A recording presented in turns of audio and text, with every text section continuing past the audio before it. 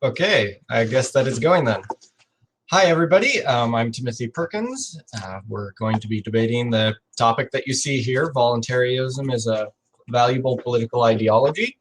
I'm taking the affirmative position, so let me just start out with saying that I am a voluntarist, but we're not debating today whether or not voluntarism is the correct political ideology. Obviously, that debate could go on for years and years, and we only have 20 minutes.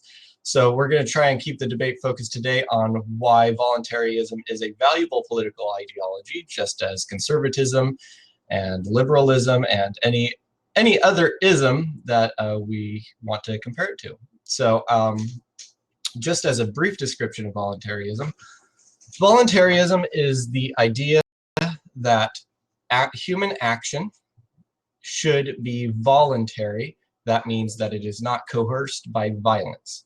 So, for example, if I want money from you, I should offer something to you in exchange so that I can acquire the money and you acquire the other thing. And we do that voluntarily without my threatening you with a gun or without you likewise threatening me with a gun for whatever you wanted to give me the money for. So taking that really basic concept, and that was just one example, and spreading it out over the entire spectrum of human action is the basic core idea of voluntarism, that we shouldn't be using force on each other to insist that that other people do what we want or give us things that we want. So I'm going to go ahead and pass it to my opponent, and he'll give you a brief description of why he thinks that doesn't make it a valuable political. Thanks, Timothy. First, I want to thank Chelsea and Yaz and everyone at QallOut for the opportunity to debate you in the third round today. I'm sure we're both really happy to be here. The first thing I want to say is, of course, we can't talk about if this is the right solution for today, because obviously it isn't. We're overpopulated. We're in a recession, so there aren't enough resources for everyone. And what my opponent is going to tell you has no answer for that. Also, I'm kind of wondering, the question that always comes up when you debate this is, what comes first, the chicken or the egg? I don't like violence at all, but that doesn't mean that it doesn't exist. For instance, the community that I live in, I found Indian heads here, so I know that Indians used to live here, and I also know that the person who founded the village that this would be before it was unincorporated won it because he fought in the Revolutionary War. So he was given that land that should theoretically belong to the Indians because he fought in a war. He was a colonist. And then of course the other question that always comes in, that so there's no guarantee. What I'm trying to say is, how can I own this house to begin with? So there's just a lot of what ifs here, and it's not a solution that would have merit today, and are not even to the extent where I think you couldn't compare it to liberalism or conservatism or any other ism, because this is a very extreme view of property rights.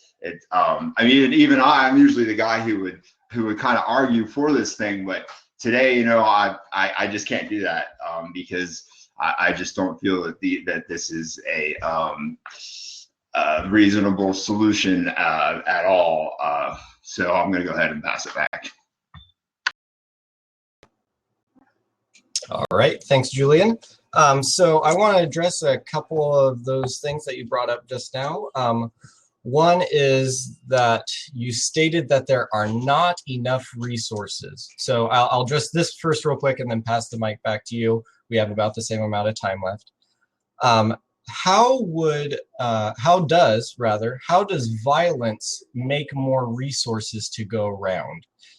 because the basic idea of voluntarism is actually, part of the idea is that violence destroys resources, it destroys people, and it destroys physical items as well, and it takes up everybody's time when they could be being productive or enjoying leisure time, not fearing for their lives. And I want to know how you can justify the argument that violence is necessary because there aren't enough resources. Because to back that up, you have to come up with a way that violence creates a way for the resources to. Well, this is the chicken and the egg again. Because let's say we're in a third world country like in Africa, and we're in Somalia or Sudan, and the resources have already been taken away from us. So the violence will be an answer to find those resources and to take them from the other party. An example of this, I think, could be found in primates. They might have a peaceful society that could theoretically be called anarchy because they don't have any money. They're not trading money. But these primates, they might see a mate in another society that they want. So they might use violence to get that mate, or they can see that the other community, the other primates have those resources and they don't. So that would start a war. So it's the chicken and the egg again. Okay, so you're saying that because violence, and I'll pass it back for just a quick yes or no. You're saying that because violence has been used in the past, violence is needed to continue? Well, there's always going to be violence. It's just an equation that's out there. Okay, and to be clear, I don't necessarily disagree with that. And voluntarism doesn't say all violence will magically disappear. What it does establish is what the ethical implications of violence are, and whether or not violence should be used, and in what circumstances it is acceptable to use violence, such as in self-defense. So it's not a magic wand. Nothing is. No political ideology can claim to be, although some do. So again, we come back to this idea that you're covering, which is that third party. Now we're talking about third world countries with their resources already taken. The violence was used to take that away, which my ideology would say was wrong. And now you're saying violence is going to be used to get that back, which my ideology would say would be all right, and depending obviously on the very specific circumstances of any particular good or any particular person. So recovering your rightfully owned property is a perfectly fine exercise in justice. So how does perpetuating a cycle of initiating violence help to solve? So perhaps we're getting a little bit confused here now, I'm seeing, on whether any violence is allowed. So perhaps you want to clarify real quick whether that's your impression of voluntarism. Okay, well, let's go back to this example of Africa. The reason the people are fighting to begin with, and this is actually in the time where Sudan and Somalia became destabilized, the majority of wars were not between nations; they were between people. And the reason is because they didn't have enough resources. It wasn't violence that took away their resources. Even if that were true, that doesn't mean that because there's one loaf of bread and you and I have to fight for it, that the stronger person is going to get the loaf of bread. Because that's how it works. That's our nature. That's how animals act, and humans are the worst. Okay, so if I can kind of condense your argument. So the reason why there is violence is that there are scarce resources that we need to figure out how to.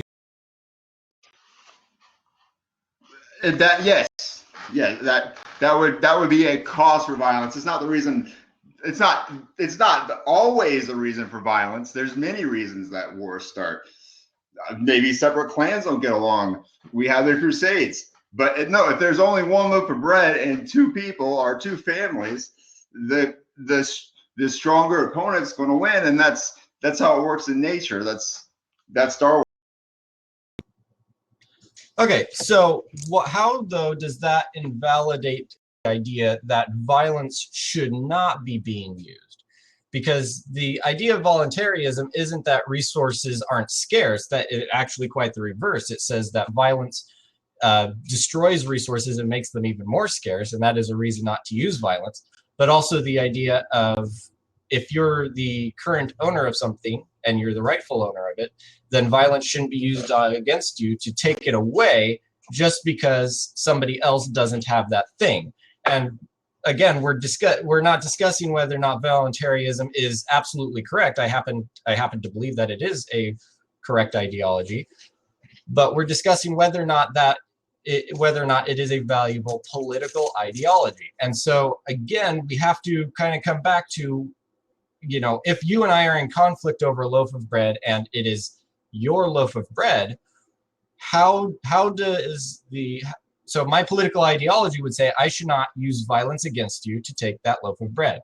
How is that not a politically valuable ideology? There is no validity here because you're assuming two things. You said that it's my loaf of bread. It may not be my loaf of bread. It could be water. It could literally be water because that's how many people live in this world, and that is how overpopulated it could get. We have twice the population we did in 1940, and if things don't change, it'll double again by 2050. So you're assuming it's my loaf of bread. I'm saying that's the resource that's outside you and I. We have to fight for it to survive, just as if we were hunting. So if we were hunting a bird, a deer, I don't own the deer any more than you do, but there's only one deer and we both have a family to feed. So you're assuming things. And the other thing that you're assuming is just because I believe that I should only use violence in the case of self-defense, which I do, doesn't mean that the guy who just jumped in front of me in the street and tried to mug me, but was luckily more afraid of me because fight or flight kicked in, and I got angry at him. He doesn't care. He doesn't care because for him it's easier to mug me or bother me to have to go out and work for a low wage. Or maybe he doesn't. He's not even trying to find resources to eat. He needs, obviously that person probably has a problem that they're trying to feed. So for him, he needs to create the capital, and he's going to attack me. And yes, that's morally wrong, but that doesn't mean that universally people are going to believe that. It's not a universal thing. It's your own philosophy. You're saying I have voluntarily decided this, but you're not. That doesn't mean that the other person does, and it doesn't mean that it doesn't work that way in nature because we have to compete for these resources. Okay, so there's a couple things there. One is within voluntarism, there is the idea of how property ownership works. And the idea is there's this resource, it's in nature. So the deer, in your example, this resource, it's out in nature. Nobody's touched it yet. Nobody's claimed it. And then how you claim that is you fundamentally change that resource. So if I take my bow and arrow and I shoot that deer, it falls down dead, and then it is more ready for consumption. I have fundamentally altered its state. I then take that deer, I'm, hauling it away. Obviously I've fundamentally changed the aspect of that resource. It is now able to be used.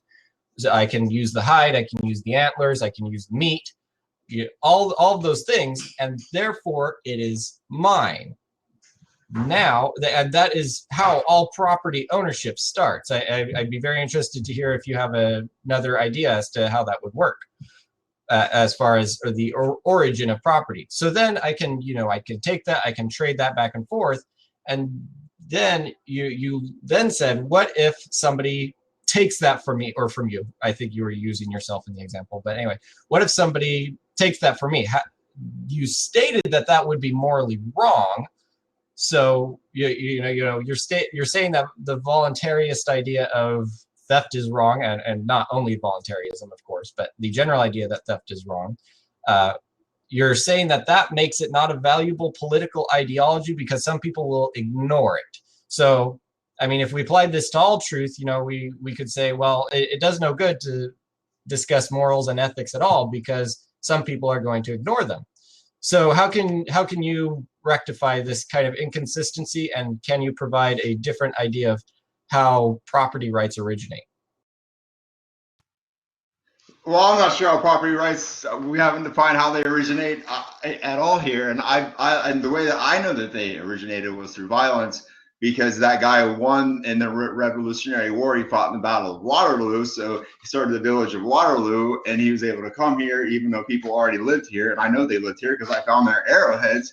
So he was able to come here anyway and claim this land and farm it and do whatever.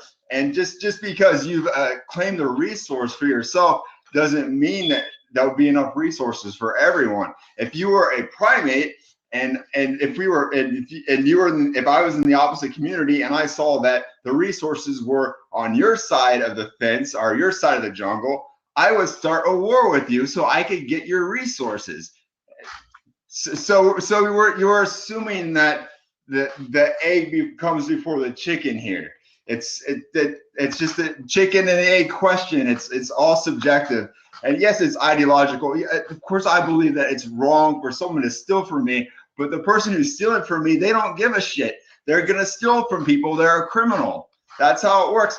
People are born good spiritually, but we know that we are rewarded in the hierarchy of power by our ability to deviate from that and deceive others. War is through deception. We deceive others, and then it's not always taken through force. There's deception. So there's just a lot of variables in here, and maybe in an ideological sense that's a good idea, but it's not universal, so it can never be applied in a valuable.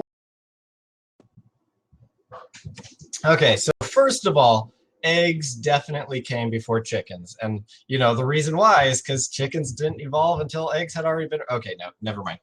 We're not going to go there. Sorry, just a joke.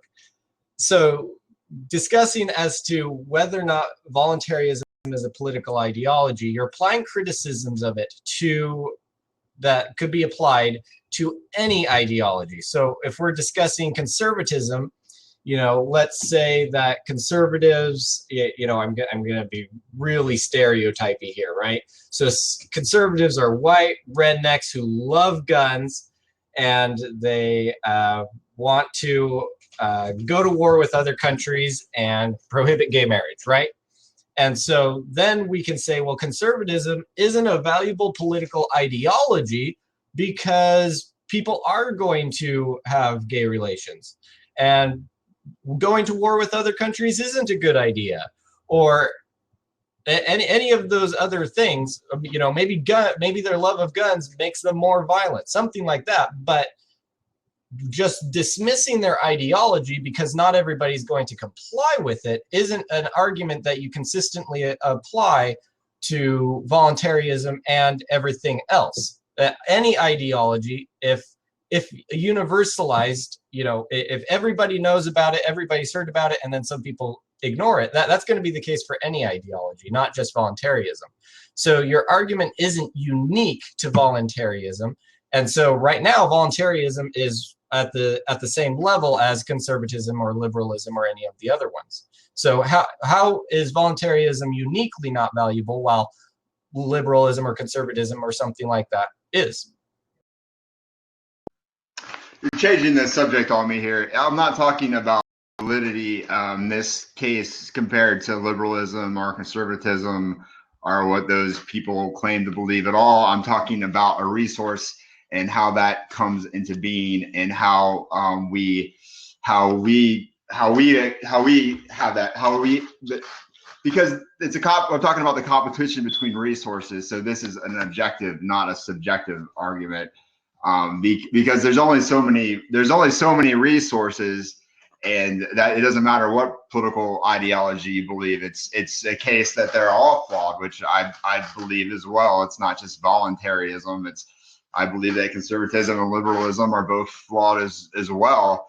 So it's not. This is an objective argument about in the case of theft of ownership, and you have yet to tell me how ownership comes into being outside of violence. So I really doubt that you can explain to me how you believe that just because people agree to trade freely and that each can benefit from that people wouldn't choose to cheat and use violence as they have throughout history. This is actually how the mafia. Okay, sure. So let me kind of work backwards there. To address your last point, again, I stated this earlier. You could go back and check after the debate. Nobody said that violence would magically disappear. Violence is going to happen. Voluntarism just gives a set of ideas that guide when violence is acceptable, such as in self-defense. So basically as a buffer, a protection, a shield against the initiation of violence. And then the idea of scarce resources is exactly what property norms and voluntarism is about, trying to solve those conflicts. That's what property rights are for. And so voluntarism is all about those property rights and all about solving those conflicts without having to resort to violence.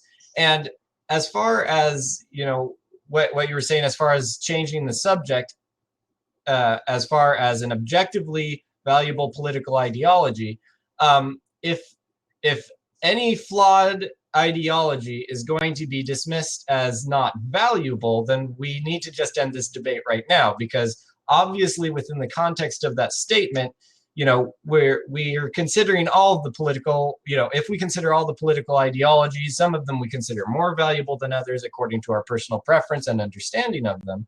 But it has to be a somewhat subjective thing, because if you're going to say any flaw makes a political ideology not valuable, then the term valuable, which is a subjective term, it isn't even useful. So, if we need to discontinue this debate and put it off till another time and give you a little more time to prepare, I'm more than up for that.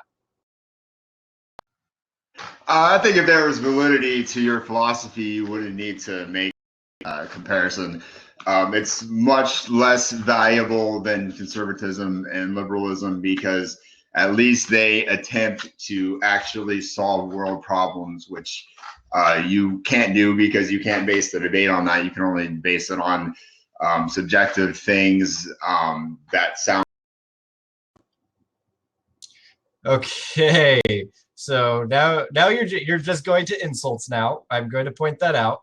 And so let me break this down for you once more. The entire point of voluntarism is to solve problems without using violence. You keep bringing it back to this idea how resources are scarce, so violence is going to be used anyway. My ideology specifically addresses that. That should provide value objectively. And so now we're, getting into whether or not it is the correct ideology to solve that. But you're just throwing claims out there with that don't contribute to the debate at all. You're just dismissing everything out of hand because I'm beating you. I don't think you're beating anyone, or you wouldn't have to say that. It doesn't matter if you keep saying that you can't stop violence, because you're not answering the question of how it started in the first place. And I think the best example is, let's go back to the mafia. How'd the mafia get started? It didn't get started because people were criminals at all. It got started because it was a feudal state, and the communities, they had no way of enforcing laws. So that's what the family is. The family is not your actual family, it's your clan. And the head of the family, the Don, is the guy who decides what the law is. He makes those decisions. He has that authoritative power, and he uses violence to enforce it. So it's actually a system that's worse. That's why a central government was created. And let's not forget, Nietzsche said that chaos creates order. Order comes from chaos. Pluto said that said that by not choosing authority, you give someone else the authority to choose. This is just really an impossibility and a circular argument in itself that could never. Okay, so I just want to point out that debate topic is voluntarism is a valuable political ideology. And the idea of value is a subjective term. It is a subjective concept. And so the term valuable means that we have to be comparing it to other ideologies. So in order to defend the stances that you're taking, you would have to demonstrate that voluntarism is not valuable in comparison to other ideologies. You would have to say voluntarism is way down here because this, this, and this. And you're not doing that. You're just saying it won't work because people will ignore it. But that is true of any ideology. So again, you're just ignoring the very basic arguments that I'm making. And to bring it back to the idea of why violence occurs, voluntarism addresses that. Voluntarism specifically says that the initiation of force is wrong. The reason why force is initiated is because of scarce resources. The fact that there is not enough water in this particular amount of land where there's this enough number of people means that there's conflict over scarce resources. And the whole point of property rights and the whole point of property norms is to solve those conflicts. That is the entire point. Why do you have a title on your house? And I know that you're saying that your house is built on Indian land, but anyway, why do you have a title to your house? So that somebody else can't just come up and say, hey, I want that, give it to me. The whole point is for property, the whole point of property rights is to solve conflict over scarce resources. And then you're saying that that makes the ideology not valuable when the entire ideology is addressing conflict over scarce resources, just as conservatism and liberalism attempt to do. So you need to demonstrate how voluntarism is uniquely not valuable compared to any other ideology because we are having a That's very simple. Both liberalism and conservatism would account for the hierarchy of power. That doesn't mean that they're correct. It just means that they account for a hierarchy of power. Traditionally, anarchists would account for a hierarchy of power and claim that that hierarchy of power is the problem. But in your case, your kind of anarchy just ignores that the hierarchy exists at all and just says, I have more freedoms if I just handed myself over to that hierarchy of power.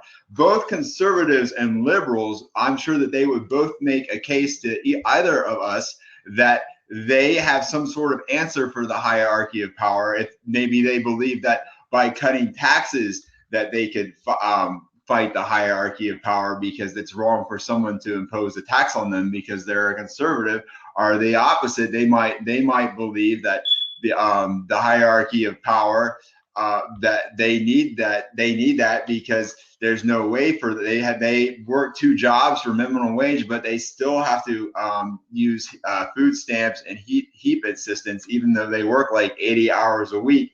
So for them, they're dependent on those things, and they see that as a way of breaking the hierarchy of power. That's not a case for or against those things. It's just saying that that these people are trying to answer that question that you're ignoring. So that's the difference between your philosophy and conservatism and liberalism, is that they account for a hierarchy of power and they try to offer solutions to that. Now, you're probably going to tell me that this is a way for people to negotiate those things fairly, but it isn't, because we have seen it fail throughout history. Because not only in this example of how the mafia was created out of a similar system with less government, because there was no one to tell them that they can't do that. There was no one to stop them. But let's say we're going to go back. Let's go back to Africa, and let's go back to a country that has been destabilized, like Somalia, where they would have to literally fight each other just for a meal. that there's no accountability for how the power structure would fall into place there either. And so yeah, you're not being accountable for the hierarchy of power which exists, if you want it to or not, and you're only shooting yourself in the foot by not.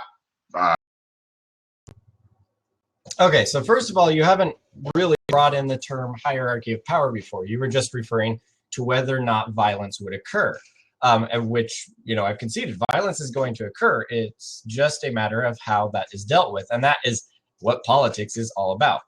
When disputes come up, people want to tend toward violence.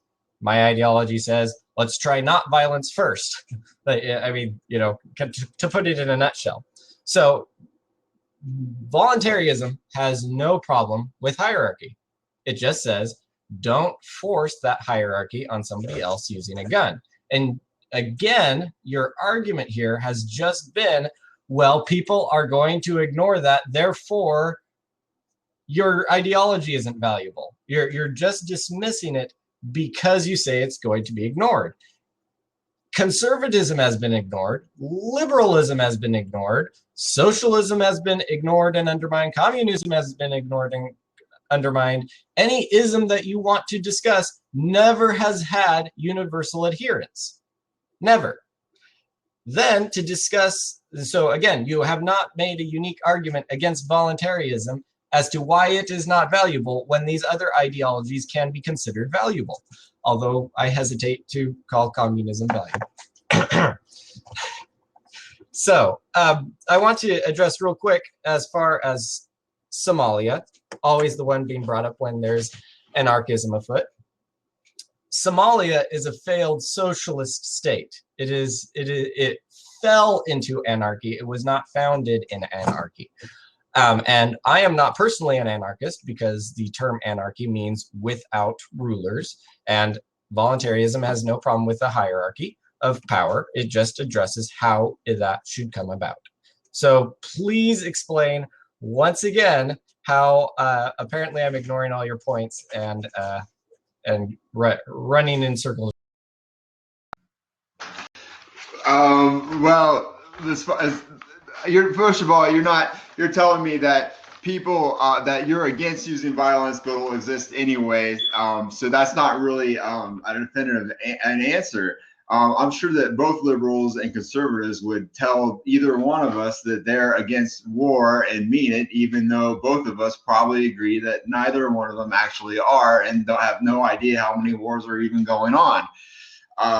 And so even though you think in a way that you can establish a system without violence, there's nothing to stop someone else from fighting you, and you know they will.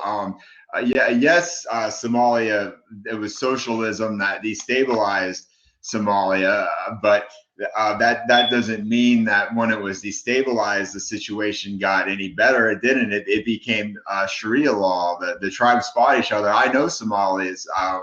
There's many of them. I'm sure you heard, who live here in Columbus, and if they even see someone who's in another tribe, that's actually bad, because they could literally, even here in the United States, in Columbus, Ohio, get in a fight with them. So I think you're really just not answering my questions. You're just kind of jumping to the conclusion that you're. Well, I've addressed every one of your points, so you know the viewers are going to have to decide whether or not that's accurate for me to say. When you say that my system doesn't have anything to stop violence, what do you mean by that? Yeah, I didn't say that. What I'm saying is that you can't account, that you're not accounting for it. Not that you don't have a way to stop it. I'm sure that you do. But I mean, how would you? Well, first of all, self-defense. That's the thing that's been brought up from the very beginning, and then there's the idea of cooperative self-defense. If you know, there's these socialists out there. We'll use that as an example. These Somali socialists who are just really violent and they don't like other people, maybe me and all my neighbors say, hey, you know, at the first sign of trouble, we're going to all join together in the middle of town with guns and then spread out and form a defensive perimeter and protect ourselves. You know, there's a million different ways that you can do that without using violence, you know, aiming a gun at my neighbor and conscript. Oh, that was really broken up. I think there's a lot of ways to negotiate without violence. But that day when that guy tried to mug me, and thankfully he was more scared of me than I was of him, I don't think he had that. Okay, so I only have 1:30 left. You have about 3 minutes left. If you could catch up by explaining how voluntarism is not valuable compared to conservatism and liberalism, considering that I have addressed the fact that I have a method in my system for dealing with violence, and I acknowledge that violence will happen. They are all just different ways of addressing how property rights are going to be dealt with. Yeah, it goes back to the hierarchy of power, and you're not answering for that, and how because we do not gain power externally or internally from being nice. We might use charm to get it, but the charm is just enough for me to stab you in the back. Okay, so how are you defining power there? The same way that primates would have power. It's a structure where you have an alpha, an omega, and a beta. Okay, so you're saying that because the animal kingdom has alphas and betas, and you know, depending on the species, you know, the females and males have different roles or reversed roles. You're saying that because of that, my political ideology is not even. Well, yeah. You're ignoring not a power structure. You're ignoring nature. You're ignoring Darwinism. You're not accounting for human nature. You're not accounting for the power structure. You're not accounting for how things come into being, and you have no way of enforcing that because, for instance, the Magna Carta, that was how people were assumed to be free before we had a constitution, but it didn't guarantee any rights, so they had to be interpreted by the mafia don or the feudal lord or whoever it was. So Okay, so your argument is that because people are going to ignore it, therefore it's not valid or valuable. And that applies to any ideology. No ideology is likely to be universally accepted and followed. So you just haven't provided a unique argument as to why voluntarism is not a valuable political ideology. Go ahead and use your last 1:30 to try and catch up. Well, it's too bad that I can't pass it back to catch up there because you haven't answered that question either. So I think what this comes down to here is that my opponent has a very ideological philosophy that does not account for the problems of today. And yes, I have answered how this is different from liberalism and conservatism or any other ism because it does not account, as I said, for the basic power structure that we see in all animals and all primates of the omega, the beta, and the alpha, and how we know that they will compete externally and internally for those things. And we have seen this fail throughout history. So I mean, a liberal and a conservative will tell me how they can change the power structure and want me to believe them, but my opponent cannot account for that. So be sure to vote for Julian and have a very merry Christmas or a happy holiday, whatever you choose to do, because if you don't make that choice, someone else will. And if you don't want a hierarchy, if you